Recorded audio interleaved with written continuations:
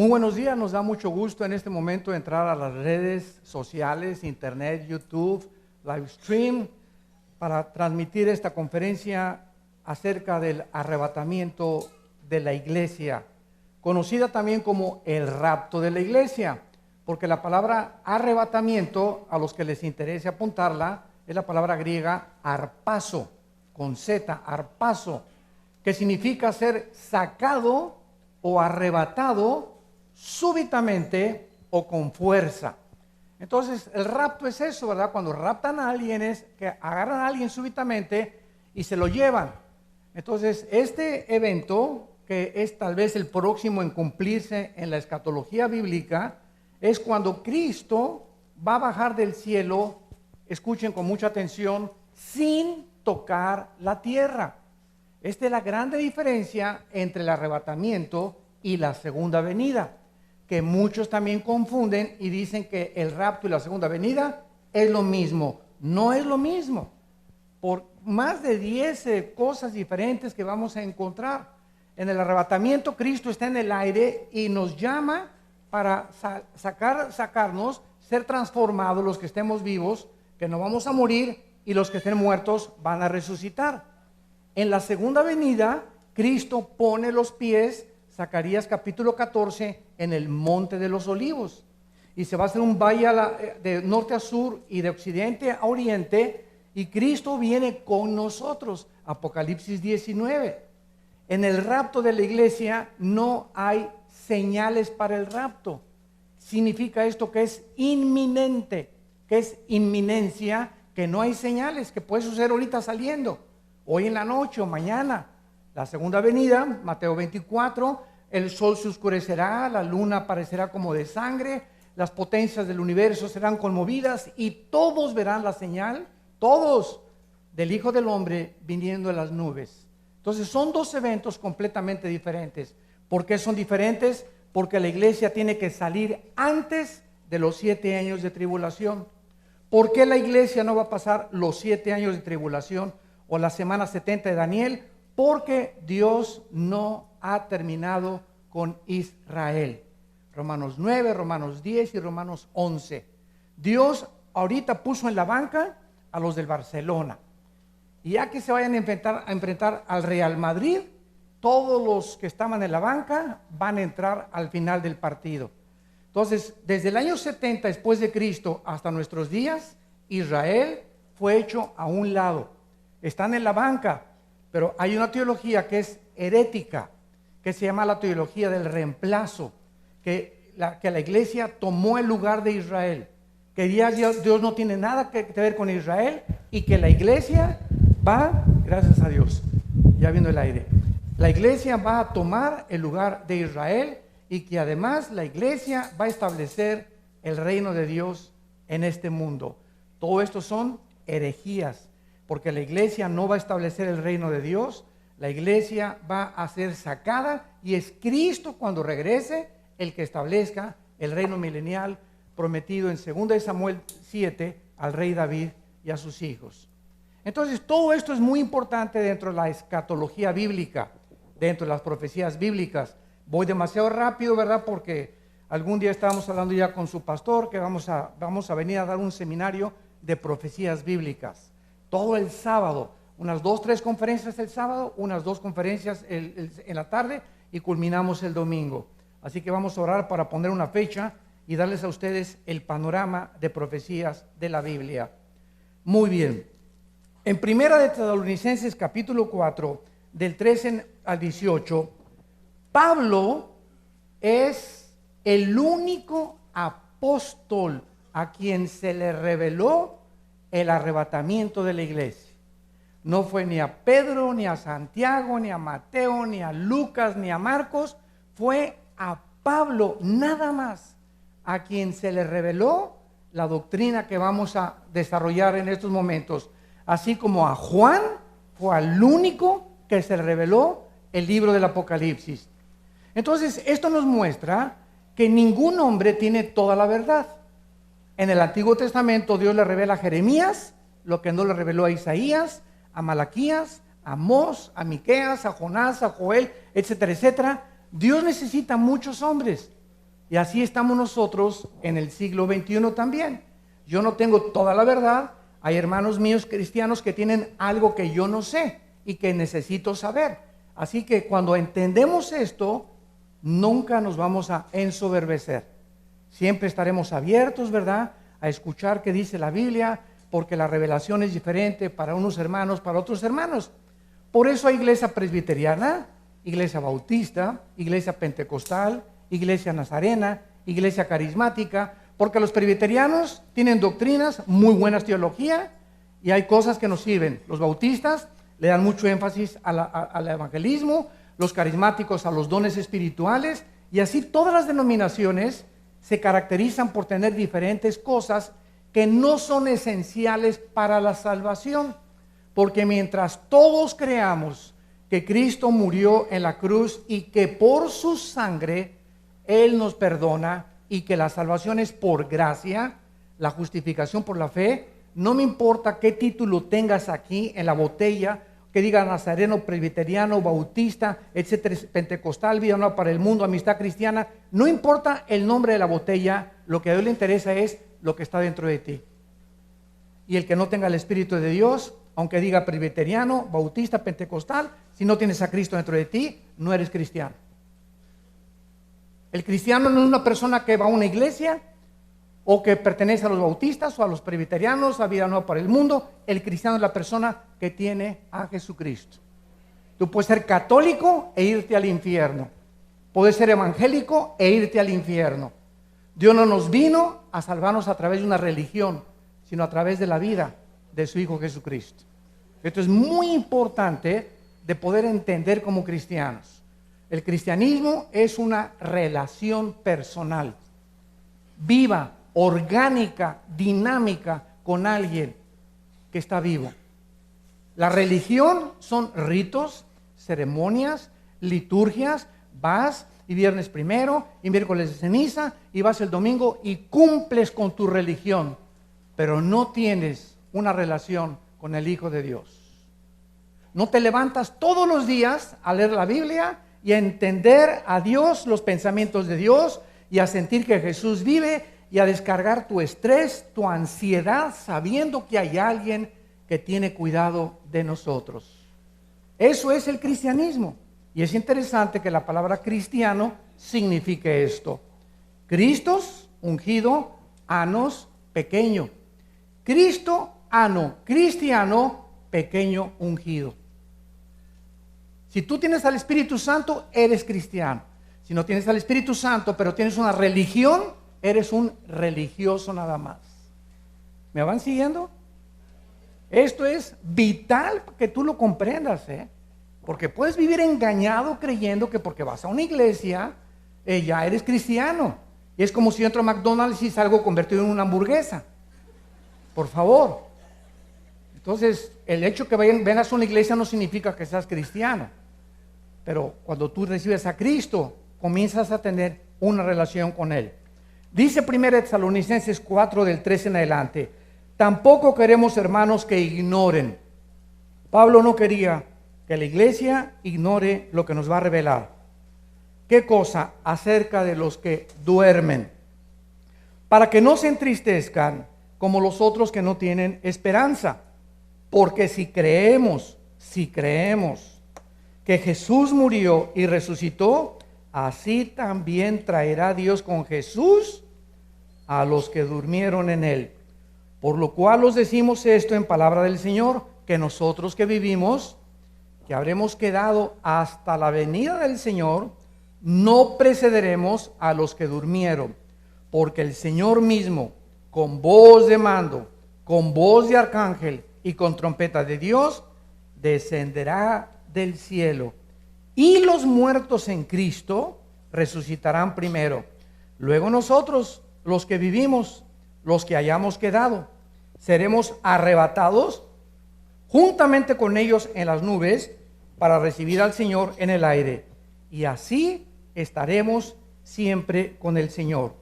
Por lo tanto, alentaos unos a otros con estas palabras. Muy bien.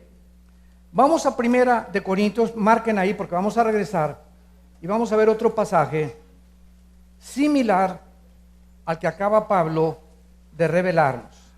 Dice 1 Corintios 15, 51 al 53. He aquí, os digo un misterio. No todos dormiremos, pero todos seremos transformados.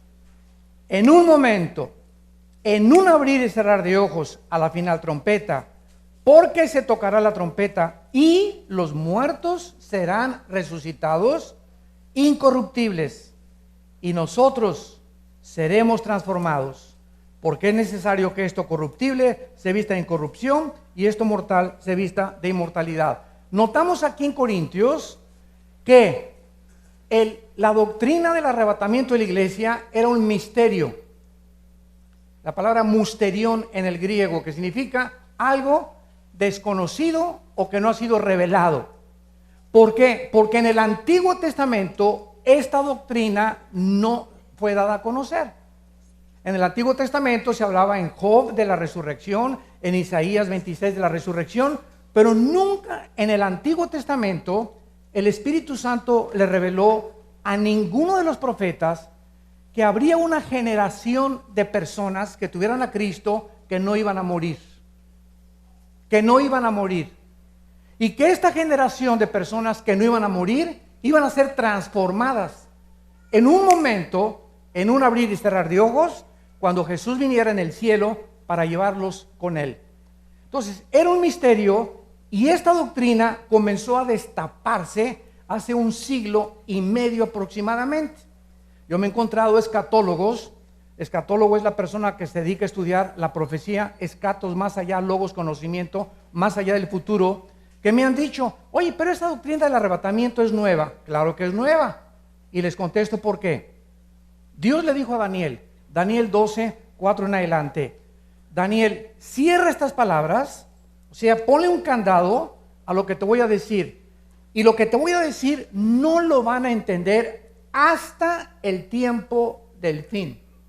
Van a pasar casi 2500 años, Daniel, sin que lo que yo te voy a decir lo van a entender, porque están selladas las profecías.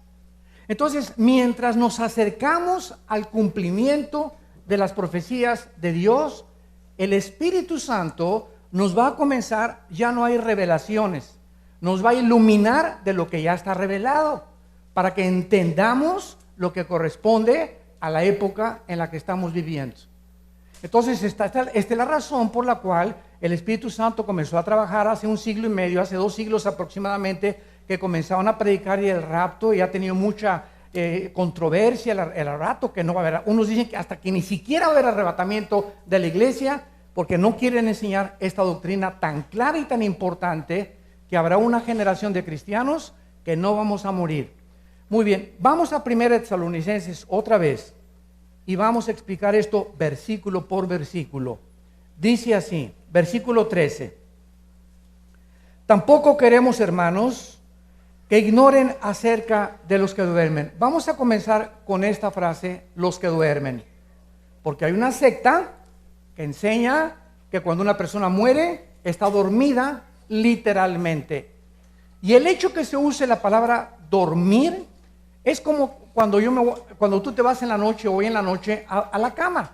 Me acuesto y mi conciencia queda bloqueada. Me duermo durante 8 horas, pero mi conciencia, mi espíritu está vivo. No estoy desconectado, me desconecto de la realidad. Duermo, pero estoy inconsciente de la conciencia. Pero yo sigo activo en el espíritu operando. Entonces, la palabra dormir no significa cesar de existir, ni tampoco significa que cuando morimos estamos en un estado inconsciente para ser despertados hasta que venga Jesucristo. Vamos a demostrarlo con las siguientes palabras. Vean lo que dice aquí en el versículo 14. Porque si creemos que Jesús murió y resucitó, así también traerá Dios con Jesús. ¿A quién va a traer cuando venga Cristo en el arrebatamiento? ¿A quién va a traer con él? A los que durmieron con él. Esto nos explica que los muertos que ya murieron están ya con Jesús. y no en el cementerio. Los muertos, si tú mueres hoy en la noche, te vas inmediatamente ausente del cuerpo, presente en el cielo, 2 Corintios capítulo 5. Entonces no hay tal cosa, ¿verdad?, de que estamos dormidos y que no hay conciencia después de la muerte. Pero vamos a demostrar esto desde el Antiguo Testamento y vayamos a Génesis 35. Génesis 35, versículo 18 y 29. Y aconteció que al salírsele el alma, pues murió, llamó su nombre Benoni, mas su padre lo llamó Benjamín. Versículo 29. Y exhaló Isaac el espíritu y murió, y fue recogido a su pueblo, viejo y lleno de días, y lo sepultaron Saúl y Jacob. La Biblia nos muestra etimológicamente, ¿qué significa etimología? El estudio de las raíces de las palabras. La palabra alma es nepesh, en el hebreo, apúntalo, nepesh. Se pronuncia nepej, porque la CH en hebreo es j, nepej, y la palabra espíritu es ruach, se escribe ruach. Entonces vemos aquí dos palabras completamente diferentes que el Espíritu Santo usó. Desgraciadamente hay una versión de la Biblia que ha alterado casi el 45% de la gramática bíblica, que se llama la Nueva Versión Internacional. Yo no lo recomiendo esta versión a ningún cristiano. Por ejemplo, aquí en Génesis 35, 18, tradujeron en lugar de alma, suspiró. Imagínense qué diferencia hay, ¿verdad? Suspiró, cuando suspiró se murió. Hoy suspirar es esto. ¿Y eso qué me dice, verdad? Hasta mi perro hace eso. Entonces, qué triste que la palabra nepesh la hayan traducido como suspiro. Ahora, muy bien, la Biblia nos enseña que al morir dos cosas se salen de nosotros: el alma, nepesh, y el espíritu, el ruach o el ruach. ¿Cuál es la diferencia entre el alma y el espíritu? O como también enseñan muchas personas, es una dicotomía, o es lo mismo. No, no es lo mismo. La misma raíz de la palabra nos muestra que tienen que ser diferentes, no son sinónimas. La palabra alma es el asiento, apúntalo, de las emociones, los sentimientos, la voluntad y el intelecto. La palabra alma se tradujo muchas veces el corazón o la mente. Los sentimientos, la voluntad, el intelecto o el corazón. Y la palabra espíritu es la parte inmaterial, porque escuchen esto, los animales tienen alma.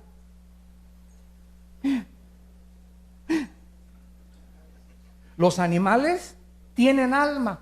Lo podemos comprobar en el libro del Génesis. Tienen el nepesh. ¿Qué significa? Los perros pueden mover la cola, están tristes, sienten, etcétera, etcétera, pero no tienen lo que tenemos los seres humanos, y es la única diferencia entre nosotros y los animales: el espíritu. El espíritu es la parte inmaterial a través del cual el hombre conoce, adora y sirve a Dios. Juan 4:24, porque Dios es espíritu. Entonces, si tú quieres tener contacto con Dios, no lo puedes tener con tu mente intelectualmente. Por más doctorados que tengas en física, matemáticas, recursos, etcétera, etcétera, ciencias políticas, filosofía, la mente humana choca contra la mente de Dios. Porque para entender a Dios necesito que su espíritu, que inspiró la Biblia, me abra el intelecto, me lo expanda y pueda con mi espíritu conectarme con la fuente de la energía, volver a enchufarme con Dios, y a través del espíritu Dios me manda la información a mi alma, a mi mente. Mi mente comienza a renovarse por la información que viene del espíritu, y mi cuerpo se convierte en mi siervo. ¿Me van siguiendo? Muy bien, veamos otro ejemplo en Apocalipsis capítulo 6, de que cuando morimos seguimos vivitos y coleando. No hay tal cosa como que estamos inconscientes, como enseña una secta que me reservo su nombre.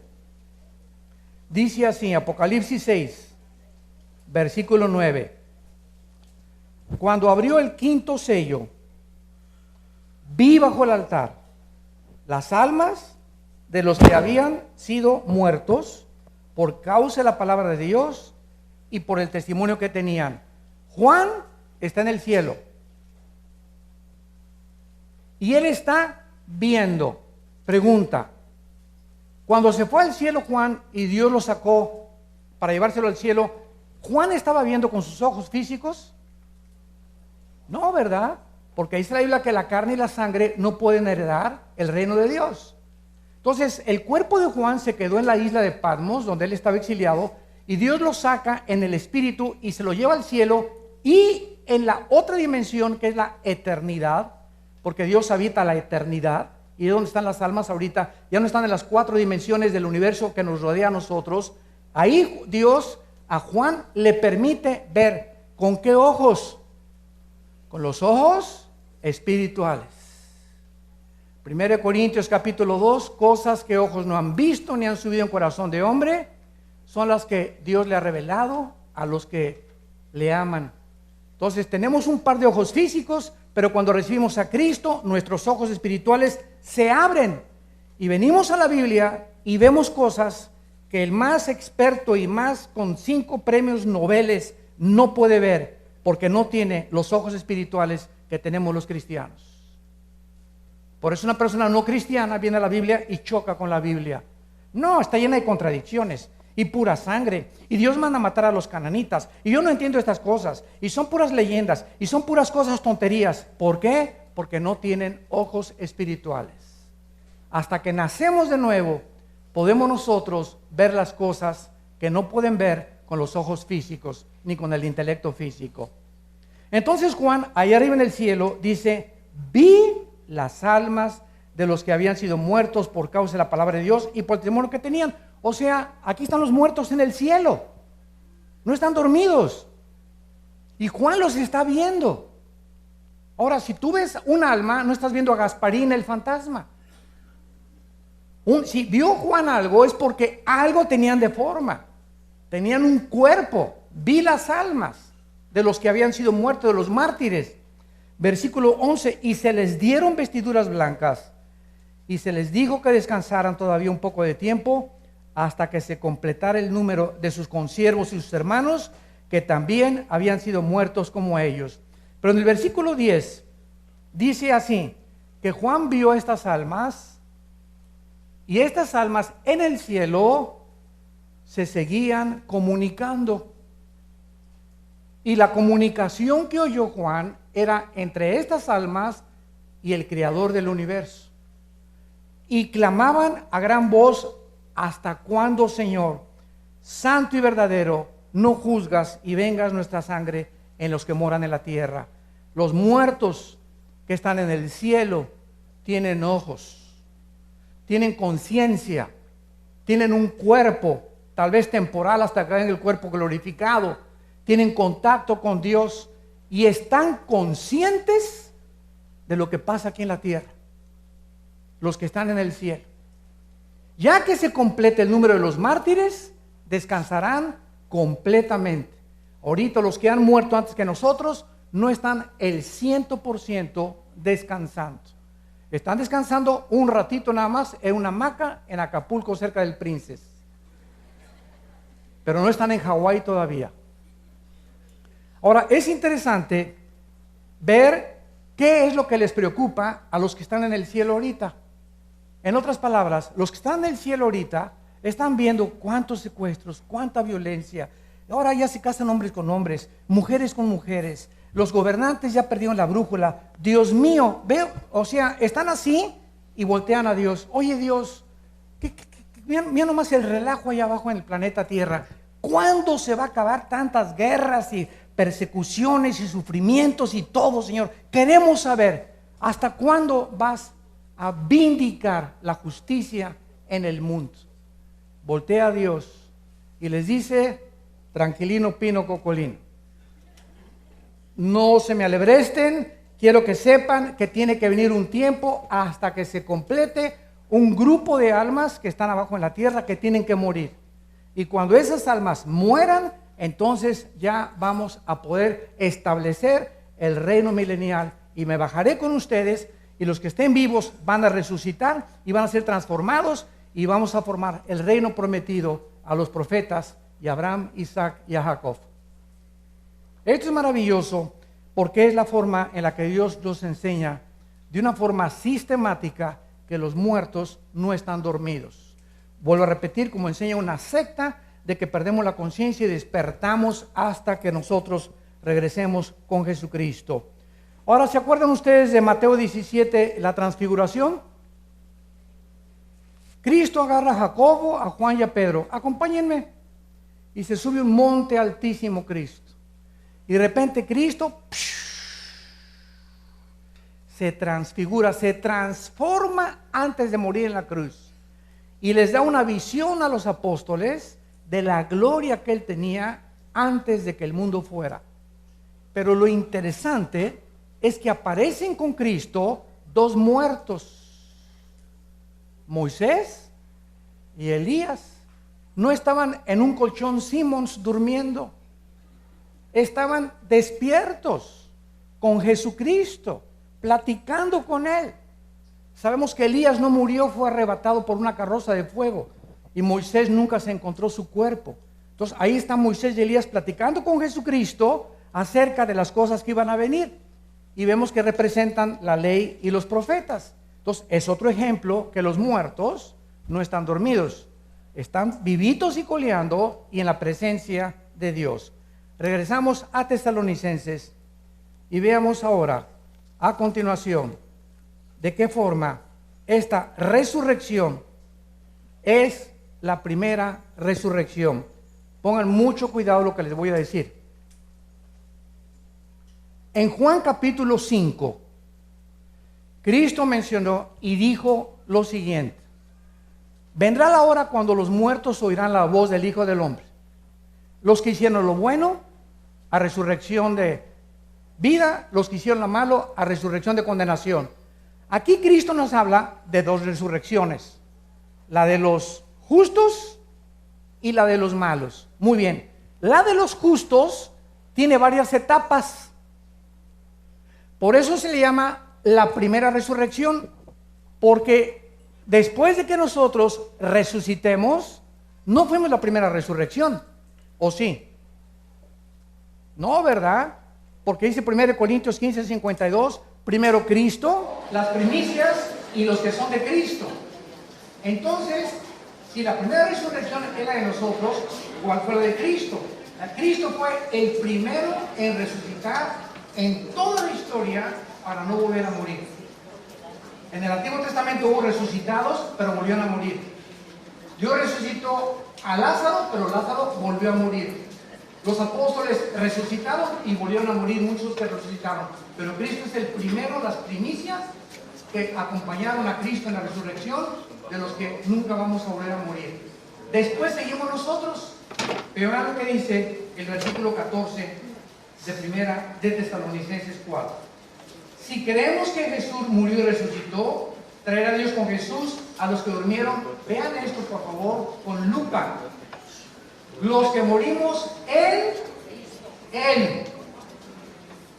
O sea, el arrebatamiento involucrará nada más a los muertos de Pentecostés a nuestros días. Porque en Pentecostés se formó la iglesia de Jesucristo. ¿Qué es la iglesia de Jesucristo? Que mediante el bautismo del Espíritu Santo, Dios nos une a Cristo y nos hace su carne y sus huesos. Somos el cuerpo de Cristo, Él es la cabeza, y en ese momento estamos nosotros ensamblados con Él y se nos llama que estamos en Él. Antes de Pentecostés no existía el cuerpo de Cristo, existía Israel. Esto es muy importante. Ahora, muy bien, si en el arrebatamiento solamente los que estemos en Cristo vamos a ser arrebatados, ¿qué va a pasar con los que murieron de Adán a Pentecostés? Estas personas van a resucitar en la segunda venida de Jesucristo. Veamos esta verdad en Daniel capítulo 12. Los muertos en el Antiguo Testamento resucitarán hasta la segunda venida de Jesucristo. Cuando el Espíritu iluminó a estos ángeles para revelarle a Daniel estas verdades, lo dice con mucha claridad. Dice Daniel 12, en aquel tiempo, está hablando de la gran tribulación. Ya no estamos nosotros aquí. En aquel tiempo se levantará Miguel, el gran príncipe que está de parte de los hijos de tu pueblo, y será tiempo de angustia. Este tiempo de angustia no es la angustia que pasaste ayer con tu suegra, ni lo que estamos atravesando ahorita en el mundo. Este es el tiempo de la angustia como nunca, dice Mateo 24, el mundo lo ha atravesado. La gran tribulación. Y dice, cual nunca fue desde que hubo gente hasta entonces. Por eso sabemos que es la gran tribulación. Pero en aquel tiempo, o sea, en ese tiempo de angustia, será libertado tu pueblo. Todos los que se hayan escrito en el libro, y muchos de los que duermen en el polvo de la tierra, serán despertados, o sea, resucitados, unos para vida eterna, otros para vergüenza y confusión perpetua. Vemos nosotros entonces que todos los santos del Antiguo Testamento serán despertados cuando Jesucristo venga después de la grande tribulación. Entonces vamos a seguir el orden. Primero Cristo en resucitar. Después sigue el arrebatamiento de la iglesia, que somos nosotros. Después de nosotros, Apocalipsis 7, una gran multitud que va a salir de la tribulación. Después, la cuarta resurrección, los dos testigos, Apocalipsis 11, que van a ser resucitados en Jerusalén.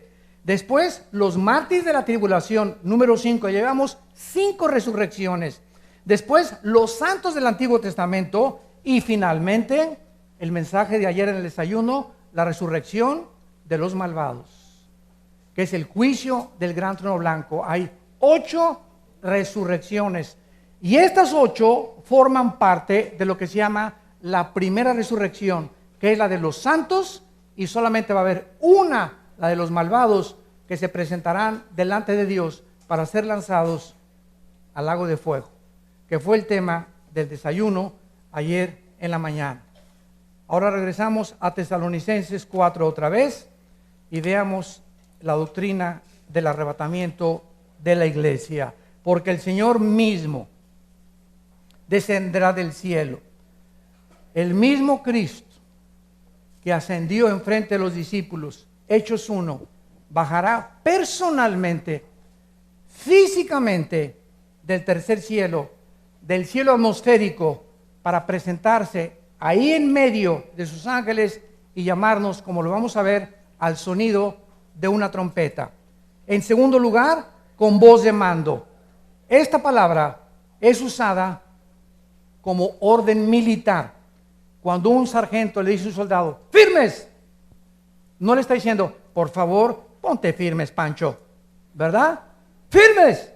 ¿Por qué? Le está ordenando, no le está pidiendo, le está ordenando, no le está diciendo, Panchín, ya te dije 3 veces que te pongas firmes, ¿eh? ¿Se imaginan ustedes? Se perdería completamente la disciplina, ¿no? Entonces, esta forma enfática de decir algo es la misma voz que Dios usó para resucitar a Lázaro de los muertos.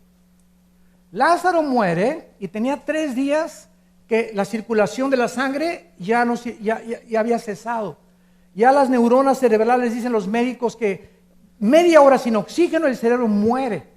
Y si resucitas o vuelves en sí, te vuelves loco con problemas mentales gravísimos por la falta de oxígeno. Lázaro tenía 3 días. Los muertos a las 5 o 6 horas, yo he tenido contacto con cantidad de muertos, se ponen fríos. Casi todos abren la boca así y después comienzan a poner morados, ¿verdad? Y comienza el deterioro celular del cuerpo inmediatamente. Entonces, Lázaro está muerto en la tumba, su espíritu se sale de Lázaro y el espíritu, quién sabe, la Biblia no nos dice dónde andaba, pero cuando Jesús dice, Lázaro, ven fuera, le estaba hablando a el espíritu. El espíritu, dice Santiago, que no, el cuerpo no puede vivir sin el espíritu, porque es el espíritu el que le da vida a nuestro cuerpo. Entonces el espíritu de Lázaro regresa a Lázaro, se mete en el cuerpo de Lázaro y comienza a reintegrar, comienza a transformar, a rehabilitar completamente el sistema nervioso, la sangre, todo, y Lázaro sale otra vez con un cuerpo como el antes de que fuera enterrado. Es la misma voz que Dios usará y que solo nosotros vamos a oír en el cielo. Vengan a mí. Nadie lo va a oír y de repente vamos a oír una voz como de trompetas o como de truenos de relámpagos y de como si fuera un grande mare magnum ahí en el universo, y solamente nosotros lo vamos a oír. De repente en menos de segundos, mi esposo, viejo, ¿dónde andas? Qué bueno que ya no lo encuentro. Muchos van a decir eso, ¿verdad? O al revés, ¿verdad? Mi vieja, ¿dónde andas? Qué bueno, ojalá que ya se haya ido. Estarán dos en el campo, uno será tomado, otro será dejado. Aviones van a chocar en el aire porque los pilotos desaparecieron. Habrá una congestión en las carreteras porque los choferes desaparecieron. Todos los niños en los cuneros van a desaparecer en el mundo entero porque todos los niños son de Dios, ¿verdad? Va a haber una confusión de los noticieros de televisión, en el radio. Millones de personas desaparecieron del mundo y van a comenzar a preguntarse todos los políticos, tu padrino Walter Mercado, todos los astrólogos, ¿verdad? ¿Dónde estarán? ¿Dónde estarán? ¿Qué fue lo que les pasó? Ya saben ustedes la respuesta y qué es lo que el mundo va a contestar. Se los llevaron los ovnis. ¿Saben ustedes? Fíjense ustedes, los que son cristianos y tienen discernimiento. La aparición de los ovnis comenzó en 1948, cuando Israel regresó a su tierra. No es coincidencia. ¿Por qué? Porque desde 1948 comenzó la cuenta regresiva de Dios. Tenía Israel que regresar a su tierra para que las demás profecías se pudieran cumplir. Si Israel no hubiera regresado a su tierra, no se podía cumplir ni el anticristo, porque él va a pelear contra Israel, no se podía cumplir el aumento del conocimiento, no se podían cumplir ninguna de las profecías de los últimos tiempos. Entonces Israel tenía que regresar y desde el 48 aparecen fenómenos o objetos voladores no identificados. Y cuando venimos a la Biblia encontramos que sí existen extraterrestres, pero no son marcianos, ni venusinos, ni mercurianos, ni plutonianos. Los extraterrestres son ángeles que sirven a Dios, y hay una tercera parte de esos ángeles que se revelaron guiados por un querubín llamado Lucifer, Ezequiel 28, Isaías 14, 12 al 14, y se llevó a la tercera parte de los ángeles para luchar contra Dios y contra nosotros. Estos ángeles caídos tienen poder sobrenatural. Se pueden materializar, pueden alterar la energía, pueden alterar el ADN y producir monstruos humanos, como los produjeron en Génesis capítulo 6, gigantes de 4 metros con 12 dedos en las manos y 12 dedos en los pies. Estos ángeles caídos están comenzando a preparar el escenario para que cuando venga el arrebatamiento de la iglesia, el mundo pueda tener una respuesta. Los extraterrestres. ¿Saben ustedes que la Organización de las Naciones Unidas, la ONU, nombró a una mujer hindú como directora de investigación del mundo extraterrestre? El Vaticano tiene el observatorio más grande del mundo en el estado de Colorado, en Estados Unidos.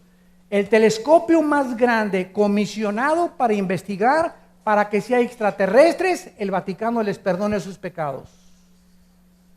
Y el observatorio se llama Lucifer. Increíble. Chéquenlo en el internet, en cualquier lado. El observatorio se llama Lucifer. Entonces, vemos nosotros que la confusión tan grande en el mundo ahorita, y tenemos la luz y la verdad en las Sagradas Escrituras. Entonces vemos que todo esto del arrebatamiento de la iglesia cobra relevancia con los acontecimientos que nos están rodeando actualmente. Ahora a continuación dice con voz de arcángel. En la Biblia se mencionan varios arcángeles, pero solo el nombre de uno solo, Miguel. El arcángel Miguel, que está comisionado para proteger a la nación de Israel. Y si ustedes, sociólogos que nos escuchan, o arqueólogos o antropólogos que nos visitan, estudian los pueblos, las civilizaciones y las tribus, van a descubrir que en toda la cultura y en toda la historia humana, de los sumerios, babilonios, egipcios, persas, griegos, romanos, nunca ha existido ninguna cultura, ninguna civilización como los judíos. Como los judíos. Con el preciso objetivo de que Dios los escoge precisamente para que se concentre nuestra atención y veamos en ese pueblo que no son diferentes a ti y a mí. No son más inteligentes que tú y que yo. Simplemente por soberanía, Deuteronomio 7, Dios los escoge por gracia, para que en ellos nazca el Mesías, para que a través de ellos venga la Biblia, para que en ellos se cumplan las profecías y para que ellos sean el termómetro del tiempo de la venida de Jesucristo, la nación de Israel. Entonces vemos nosotros que ahorita el mundo está expectante y todos contra Israel para acabar con Israel. Y desde el 48, la guerra del 48, la guerra del 57, la guerra de los 6 días, del 67, que fue de acuerdo al general Norman Schwarzkopf, que fue el que dirigió la guerra del Golfo Pérsico y la coalición de 29 naciones para sacar a Saddam Hussein de Kuwait. El general Schwarzkopf, graduado de West Point, que es la academia militar más grande del mundo y la más prestigiada, dijo en sus memorias: nunca en la historia ni de Alejandro el Magno, ni de Napoleón, ni de Carlomagno, ni de Aníbal, ni de ningún conquistador ha existido una guerra tan milagrosa como la guerra del 1 al 6 de junio de 1967, la guerra de los 6 días contra Israel. ¿Saben ustedes que en el 67 el presidente de Egipto, Nasser, junta a 5 naciones árabes y les dice: destruyamos y aplastemos como las termitas y echémoslos al Mediterráneo, Israel?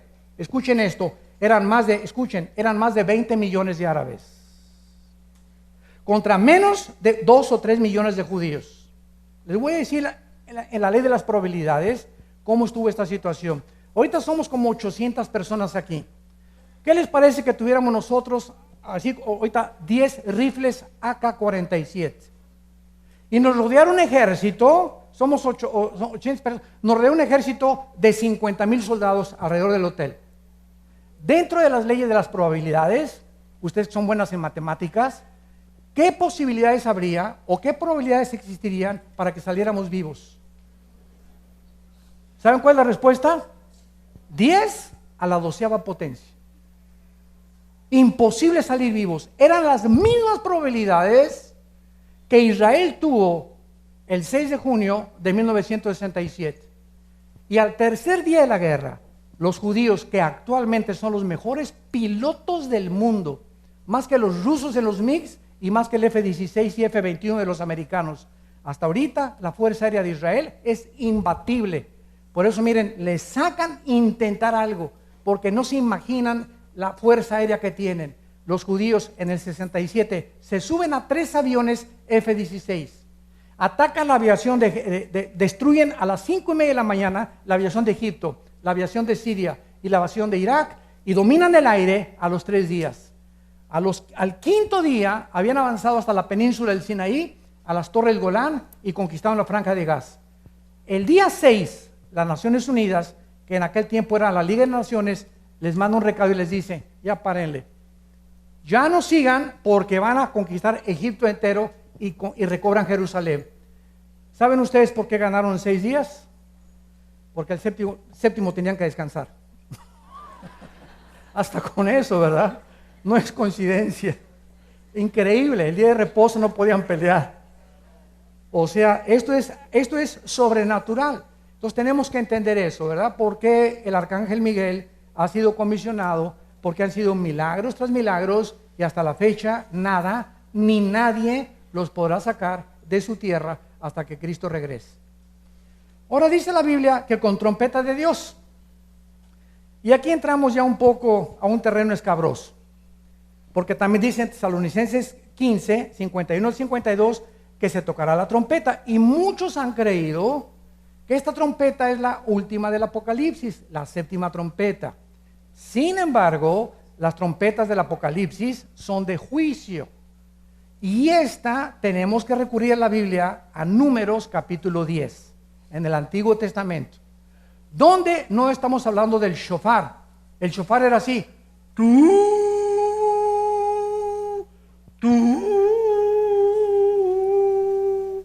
Así se tocaba el shofar, que era un cuerno de carnero. Y las trompetas es... Es muy diferente el sonido. Entonces, en Números, y aquí se usan trompetas de plata, no el shofar. Esto es muy importante. En Números 10, Dios le dijo a Moisés, cuando quieras reunir al campamento, toca la trompeta. Y el pueblo va a oír, que significa, reúnanse, vengan rápido aquí al tabernáculo, reúnanse alrededor, porque les vamos a dar órdenes. Y había otra orden que para cuando los enemigos los atacaban. Eran 2 sonidos de trompeta. Léelo llegando a tu casa, Números 10, del 1 al 10. La trompeta que se está tocando aquí es precisamente para reunir al pueblo de Dios. Ahora, síganme con cuidado. ¿Cuántas fiestas tienen los judíos? Ya se lo estoy diciendo. ¿Qué pasó? ¿No que ojos espirituales? Tus ojos físicos nomás vieron así, ¿verdad? Las manos. Pero los que tienen ojos espirituales vieron 7, 7, 7. Muy bien. Israel tenía 7 fiestas. Ahora, escuchen esto. Las fiestas no eran de Israel, eran de Jehová. Que Dios le dio a Israel para que las celebraran, pero eran fiestas de Dios. Eran fiestas de Jehová. Ahora, era Pascua, los primeros frutos, los panes sin levadura y Pentecostés. ¿Verdad? ¿Y cuántas fiestas faltan? Faltan 3 fiestas. Ahora, Cristo cumplió 4 fiestas. La última fue Pentecostés. ¿Cuántas fiestas faltan? Faltan 3. Las primeras 4 se cumplen en la primavera. Abril, o más o menos marzo y abril. Y las otras se cumplen en septiembre y octubre, que son Rosh Hashanah, las trompetas. Después viene la expiación, Yom Kippur, y los tabernáculos la vamos a celebrar cuando Él venga en el milenio. Ahora, si Cristo cumplió las 4 fiestas, Él tiene que cumplir forzosamente, porque son de Él, las 3 que faltan. La próxima es la de las trompetas. Entonces, de acuerdo a la cronología bíblica, escatológicamente hablando, la fiesta de las trompetas se tiene que llevar a cabo. Y se va a llevar a cabo cuando Cristo venga. Yo hace 1 año, 2 años, en un congreso de profecía, compartí esto. Cristo viene en septiembre, pero me lo tomaron a mal. Me dijeron, no, es que el hermano Dussin dijo que venía en el 2015 de septiembre. Yo no dije el 2015. Yo estaba en el 2015, pero yo no estaba diciendo que dije en septiembre, queriendo decir que puede ser en cualquier mes de cualquier año, porque el día y la hora nadie la sabe. Pero podemos saber más o menos cuando los cielos se llenan de reboles y de nubes, que va a llover. Así Cristo criticó a los fariseos. Ustedes tienen que entender las señales de los tiempos. El día y la hora nadie la sabe. Y tengan cuidado cuando alguien diga, Cristo viene el 15 de septiembre, o el 20 de septiembre, o en julio. Tengan cuidado, son falsos profetas. Nadie puede predecir el día ni la hora en que Cristo va a venir. Tal vez venga a cumplir la fiesta de las trompetas. Yo personalmente, en mi opinión personal, creo que el arrebatamiento, si tiene lugar, va a tomar lugar en el mes de septiembre. No sé el día, el 5, el 6, el 8, no sé qué, pero yo creo que tiene que cumplirse el arrebatamiento en la fiesta de las trompetas. A lo mejor me equivoco, no lo sé, es mi opinión particular. Entonces, esto es interesante porque mientras más nos acercamos, estudiamos más y más de qué forma el Espíritu Santo nos revela la profecía de Dios. Ahora dice la Biblia que cuando Cristo venga, descenderá del cielo, resucitaremos, y la pregunta es la siguiente: ¿cómo van a ser nuestros cuerpos? ¿Me parecería a John Travolta? ¿O a Madonna? ¿O a Miss Venezuela? Los que tengan 20 años, los que mueran de 70 años tendrán 50, 30 o tendrán 25 años. ¿No se han preguntado eso? ¿Verdad?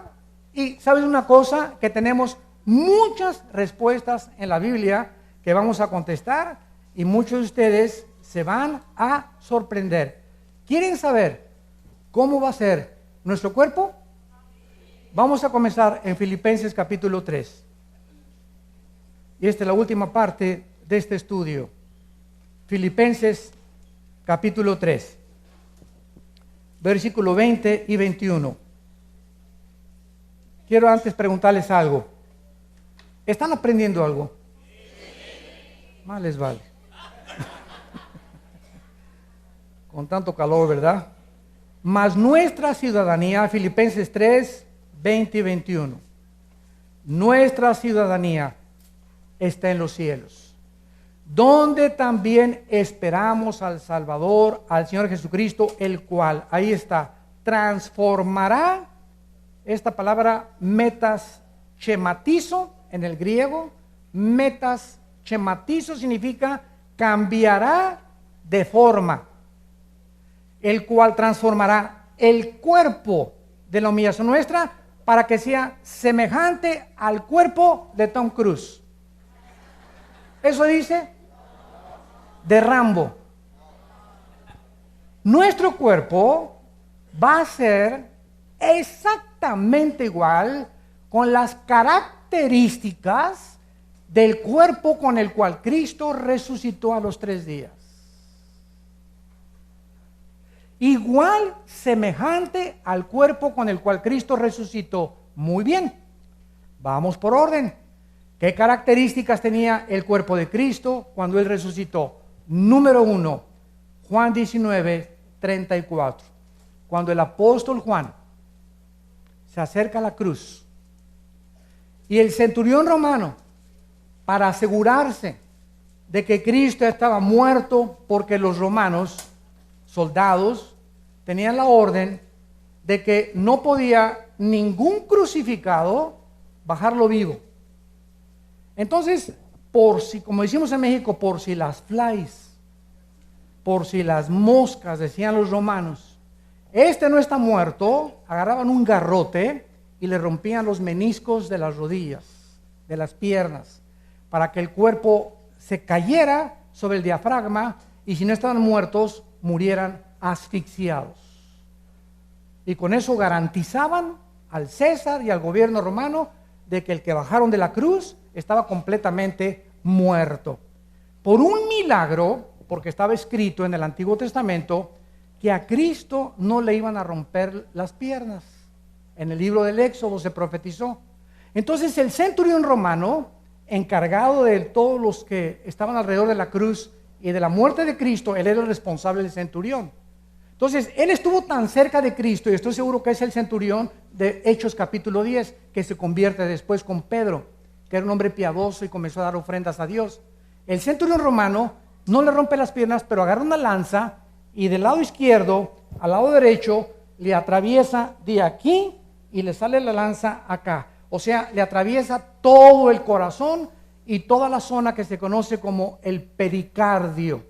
Los cardiólogos te pueden decir que el pericardio es una capa que envuelve el corazón. Entonces, al atravesarle la lanza y sacarla, se acerca Juan, en Juan 19, 34, y Juan escribe, el apóstol Juan, que vio salir de la herida de Cristo, de la lanza, una gota de sangre mezclada con agua.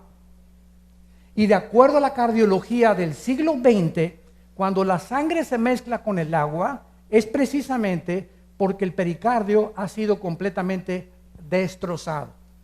Si yo les preguntara a ustedes, ¿cuántos de ustedes me pueden responder cuáles fueron las causas clínicas de que murió Cristo o médicamente hablando?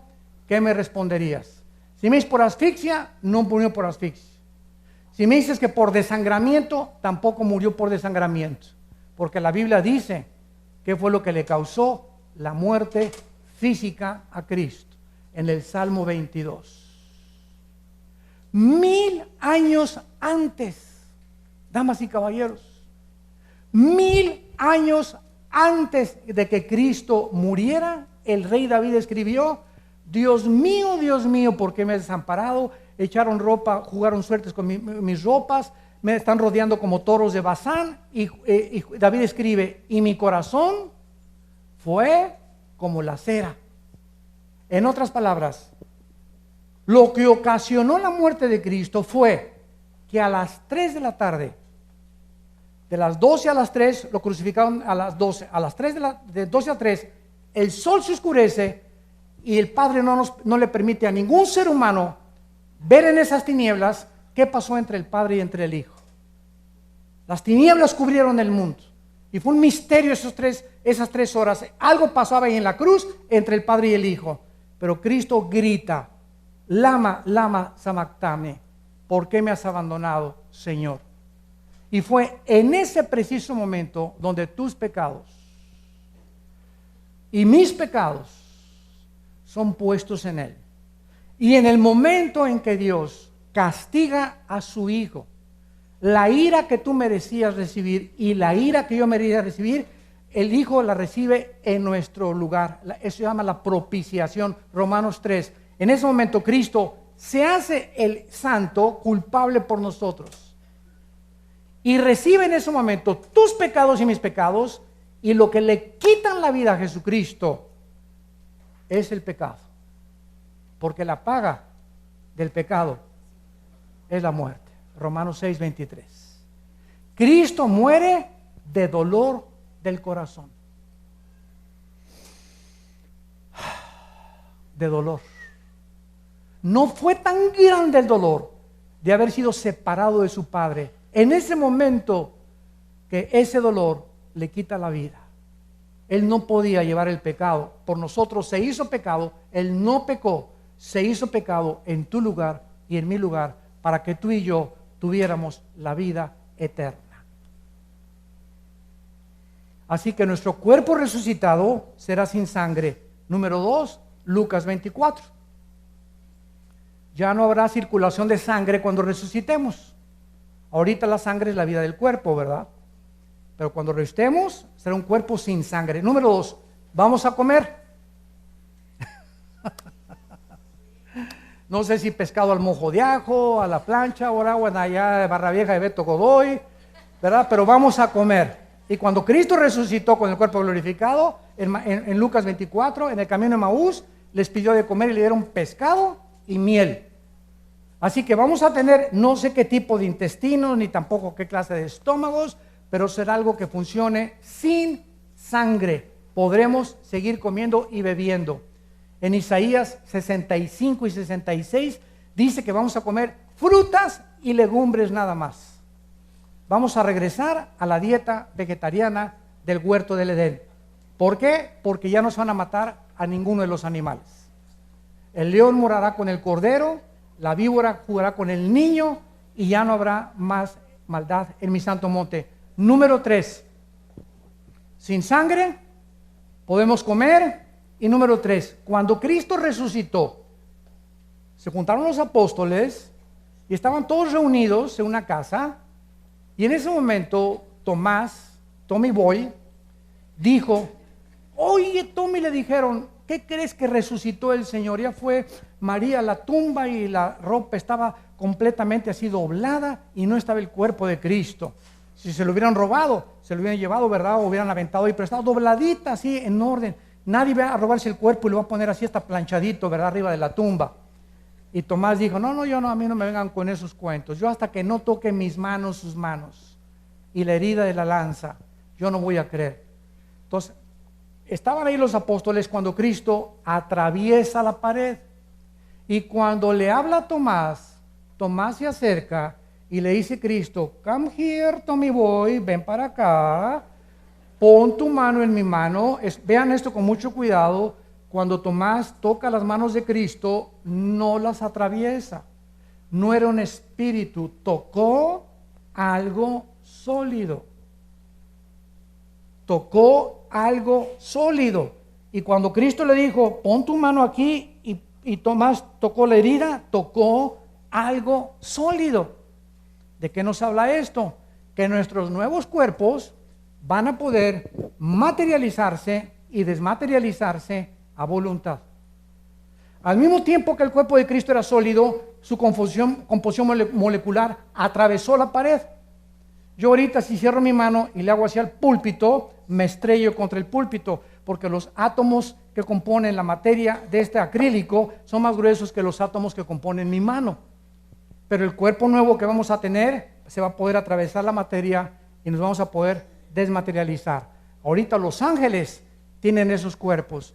Por eso los ángeles pueden aparecerse de repente con forma humana y desaparecer, porque tienen esa característica. Y finalmente, nuestros nuevos cuerpos serán no sujetos a las leyes físicas del universo en que vivimos. Hechos 1, del 6 al 11. Ya Cristo se despide de los discípulos. Ya me voy. Y de repente Cristo, ¿qué comienza a hacer? Comienza a vencer la ley de la gravedad. El cuerpo resucitado de Cristo se comienza a elevar. La fuerza de la gravedad que rige ahorita el planeta no opera en el cuerpo de Cristo, comienza a volar.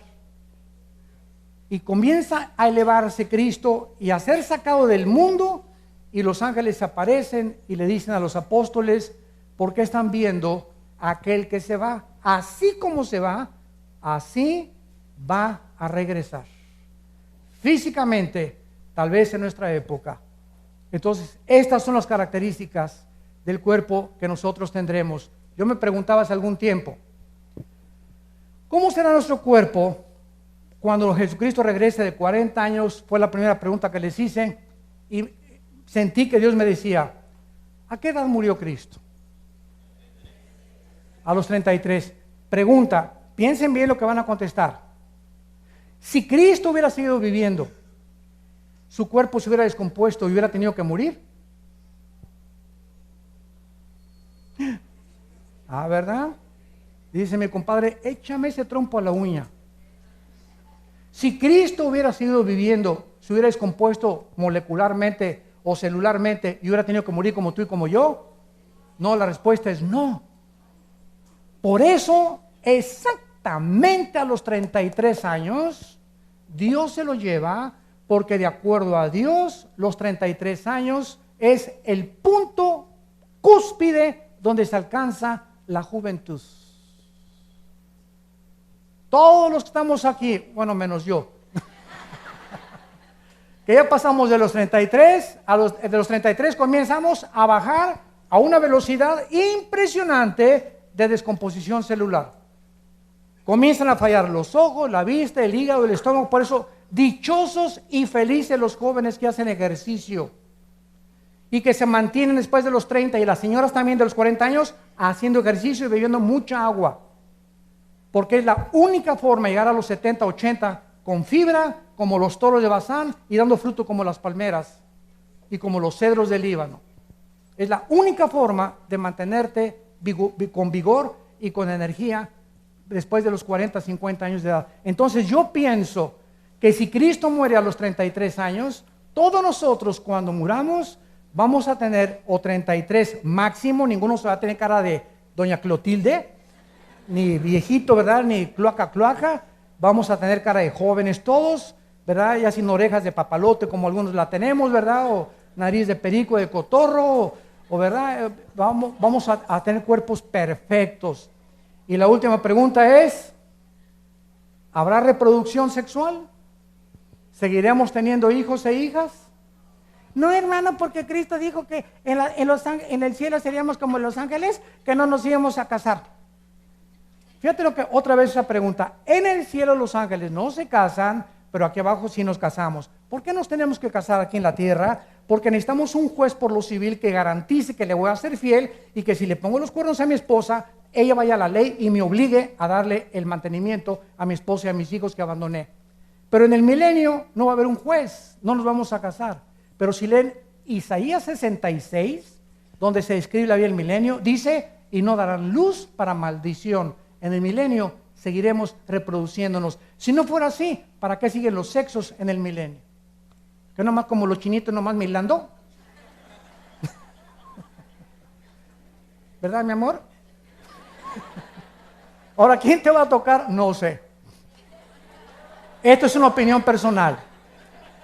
Muchas, no, que el rey David, papucho de papuchos, el rey David, ¿verdad? Pues yo, la princesa de Shiva, ¿verdad? Que la reina de Saba, etcétera, etcétera. No sabemos, ¿verdad? Y esa especulación. Pero lo único que yo sé es lo siguiente. Como dice la Biblia, Salmo 112, versículo 2, que la generación nuestra será bendita. Todas las familias, es mi opinión personal, basado en esto, de que todas las familias que aquí en la tierra, si una pareja se amaron, por ejemplo, ahorita, un ejemplo, el doctor Billy Graham, que tiene 97 años, todos los días le da gracias a Dios de reunirse algún día con su esposa, que ha sido el evangelista que más millones de almas ha ganado en toda la historia de la iglesia, y que se amaron entrañablemente. Y muchos hombres que yo conozco de Dios no se vuelven a casar, siempre con la esperanza, quiero reunirme otra vez con mi esposa. Yo creo que Dios les dará las peticiones de su corazón, y que matrimonios que se amaron así intensamente seguirán juntos también por toda la eternidad. Y ya después del milenio que viene la eternidad, ya no sabemos, porque hasta Apocalipsis 22 se cierra la revelación de la Biblia. Oremos. Padre, gracias por tu palabra. Gracias por todos los misterios escondidos que tú te ha placido revelarnos a través de las Sagradas Escrituras, y de saber que la bienaventurada esperanza y manifestación gloriosa de Jesucristo la anhelamos con todo el corazón, echando toda nuestra ansiedad sobre Él, porque Él tiene cuidado de nosotros. Por nada estén afanados. No permitan que ningún problema del mundo les quite la paz. Mi paz les dejo, mi paz les doy. No como el mundo la da. Te doy una paz que la fe la vas a demostrar durmiendo en la tormenta.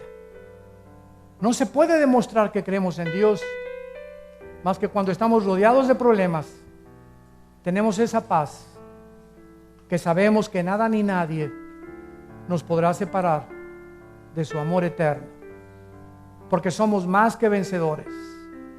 Somos sus hijos, le pertenecemos. Cristo oró y le dijo al Padre: les he dado a conocer tu nombre, a los que me diste les he dado a conocer, y ahora ellos han guardado tu palabra. Y las palabras que me diste, Padre, se las he dado a conocer, y ahora ellos han conocido que procedo de ti y que vine de parte tuya a darles el poder de la vida eterna. No te ruego por el mundo, te ruego por ellos, por los que me diste, porque tuyos son, y lo tuyo es mío, y lo mío es tuyo, Señor. Gracias, Jesús, porque esta petición que tú le hiciste a tu Padre en Juan 17 nos pertenece, y sabemos que Él te contestó ya, y nada nos podrá separar. No podremos nunca perder la salvación, porque te pertenecemos. Ni lo presente ni lo porvenir, ni la pobreza ni la desnudez, ni los demonios ni la espada, ni la persecución ni la tribulación nos podrán separar jamás de la vida en Cristo Jesús. Si tú en esta mañana no tienes a Jesucristo en tu vida, ni esta bienaventurada esperanza, ábrele tu corazón, invítalo a tu vida, y recibirás el perdón de tus pecados y el regalo más grande que pueda una persona recibir, la vida eterna. ¿Qué tengo que hacer?, me preguntarás. Dile estas siguientes palabras con todo tu corazón: Señor mío y Dios mío, perdona mis pecados. Creo que en esa cruz con tu sangre pagaste por ellos, y que a los 3 días resucitaste de los muertos. Como creo que vives, Señor Jesús, te invito en este instante a mi vida como mi Señor y Salvador. Te recibo por la fe, sabiendo que me das la vida eterna y el poder de vivir una vida que te agrade de aquí a la eternidad. En el nombre de Jesús. Amén.